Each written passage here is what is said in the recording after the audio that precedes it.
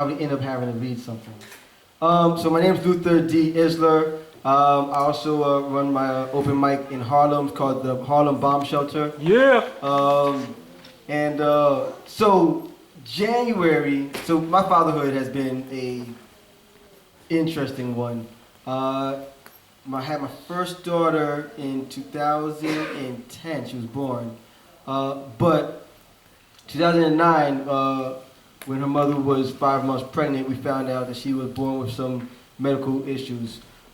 Most prevalent, not really most prevalent, but the most pertaining to this story is she was born with a thing called hydronephrosis. And what that pretty much is that the kidneys are pretty much jacked. Like there's no really other way to explain that. One of them was pretty much not functional at all, to the point that a couple of years ago they just took it out anyway, it was pointless. And the other one was continuously declining. I'll say in January, so last January, she had a complete crisis, shutdown. She was what you would medically call non-responsive. They pretty much thought she was gonna be on dialysis. By this January, now here's the thing, she's a dancer. And if you've seen her, you would never know. And palm. Like she's a dancer.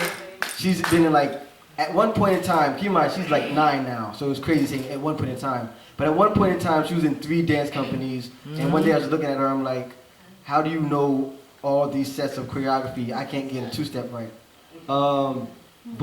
So they were pretty much, at this point, medically, it didn't make sense that she was able to do the type of things that she was doing, because by this January just passed, she was at 15% kidney function.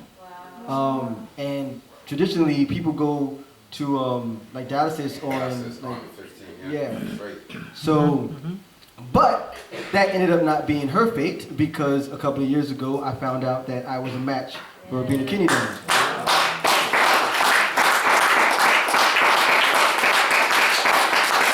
So if I said in January she was at 15%, but January 16th we had a kidney transplant. So she's doing great. You gave her your kidney. Yeah, I gave her my kidney. Come on. Come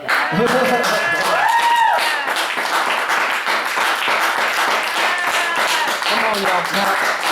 What's funny is people always ask me, they're like, oh, how is she doing? I'm like, forget her, she's fine. I'm over here sluggish and stuff. But no, it's really an amazing thing to watch, because you think about it, she's at 15% kidney function, so her body is doing all the things she's doing, dancing in 3 companies, school and act, whatever she wants to do, right? And her body's trying to pull itself together to use what little it has, right? And now it jumps to adult male kidney, so it's like, oh, we're superpowered now, like right out of surgery, like the next week she was, well, the first day I was, there's one thing about being a father, right? I knew that the right thing to do was this surgery, but seeing her, she was jacked up the next day, as you would imagine. So I'm over here, I'm like, yo, did we do the right thing? She looks worse than she was before. I come back like 2 days later, and she's walking, and I'm over here limping, and I'm like, I can't stand you, whatever. They give me a blanket, I get home, I take it home, she takes it. I'm like, you take my kidney, you take my blanket, I can't have anything. I got a special cup, like, it's all hers, like nothing. She's just like, I just needed the kidney to live. Like, okay, fine, whatever. But then that's one of 2 daughters, so I'm blessed with 2 daughters. So she's 9-year-old, the other daughter is 7. She's fully healthy, which is great. Just because people always ask me, how do you deal with it? And I'm like, what do you mean? Because that's just my normal day. How do you walk, talk, and breathe? But I do say I thank God that my first daughter was the one who had the challenges, so I kind of had a little bit of a breath for a second, as opposed to the other way around. I was like, I don't know what to do. Like my second daughter, I was like, God, this is easy. Just go, do whatever you want to do. The other one does whatever too, but you kind of panic all the time. I'll be in a club. Oh no, that's a funny story. It's a funny, scary story. So when I was growing up, and I want to get to this poem, but I was growing up, and I grew up with bloody nose, like runny nose, just be bloody sometimes, whatever. Not a big deal. You hold your nose 2 seconds, it's fine.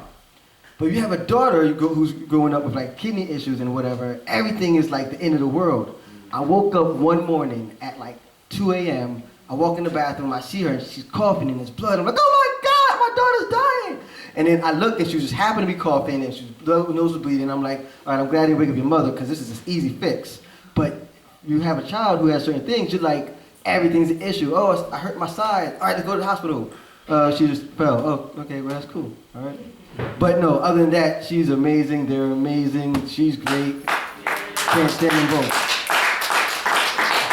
So I write posts sometimes about my conversations with them. And people say I should turn them into poetry, so I kind of started doing that. My youngest daughter, this is kind of inspired by her. She's annoying. She says exactly what she thinks. She is very literal, but she also likes testing me. So I'm the type of father who, my daughter was 3, and I'm explaining to her Billie Holiday's Strange Fruit, you know, and of course, she likes to retell these things at the wrong time. Yeah, Dad, you talking about the white people hanging us. Like, yes, that's true. This is not the timing. I want these shoes. I ain't getting the white girl shoes. Hey, Dad's getting me the white girl shoes. Shut up, don't say that out. It's right. But the timing, context, baby, context. So, so we're walking on 42nd Street, and then she says, hi, so like every time we see a cop, and I'm looking at her. And she looks at me. We don't talk to those people. And she knows, so she knows where her dad comes from in terms of like, you know, all right, you know, okay, we don't have the best history with these guys. So she'll say, but at the same time, you know, you learn like, you know, she's a kid, she's 6 years old, cops are like, you know, people that, you know, do the cop thing, whatever. So she says hi, and looks at me because she knows I'm looking. What am I gonna do? What am I gonna do? I'm gonna black you on you right now, like it's not the time. So I wrote this piece really about this whole situation. All right. Whose responsibility is it to crumble my child's innocence with smelling salts hit of the scent of reality? In a sense, I suppose it's mine. Beat them to protect them. Beat them over the head with facts about how nothing is as simple as it seems.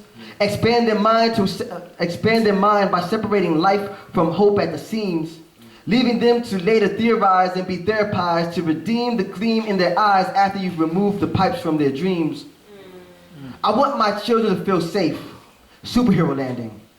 Mutant migrants, magic mystics, mechanical machinations, drop down from exploding towers, foot flat, knee bent, in superhero form, in superhero uniform. Uniform like athletes, but not athletes. Uniform like firefighters, but not firefighters. Uniform like police officers, but not police officers. Superhero uniforms offer a sense of safety.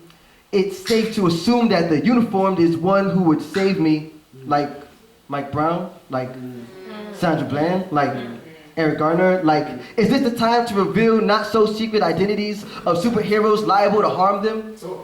That they who would save them are more liable to slay them? Sanctioned mercenaries meant to manage the merchandise of those who mean to enslave them? Whose responsibility is it to crumble my child's innocence? Mine? When is it most opportune time?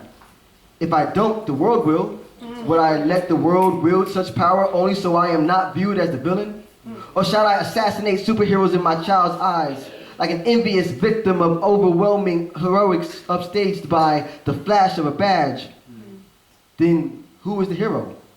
Surely I am. I did what I thought was right. I feared for our lives. I stood my ground. I was just doing my job, and she happened to be robbed of life like Amadou Diallo, like Corinne Gaines, like Botham Jeans, like you only miss 100% of the shots you don't take. Damn if you do, damn if you don't. Do the right thing like a superhero. Don't be a hero. Be a hero. Whose responsibility is it to crumble my child's innocence? Innocent until proven guilty. Still guilty if proven police. Never innocent if proven black. But then who do I tell her to run to when in danger? The police? Daddy, who are you running from if you feel you're in danger? The police. Wow. So who shall I feel is here to protect me? Me. But who will protect you from the police? When is honesty worth more than a child's sense of security? When is the dark shadow of facts more honorable than the light of truth? Truth is, children should feel safe. Shoulders relaxed, smiling face. Face the uniformed heroes and wave. Believe your superheroes are superheroes until you're the superhero you believe in. But maybe, and just maybe, that when my child waves, she's baiting me.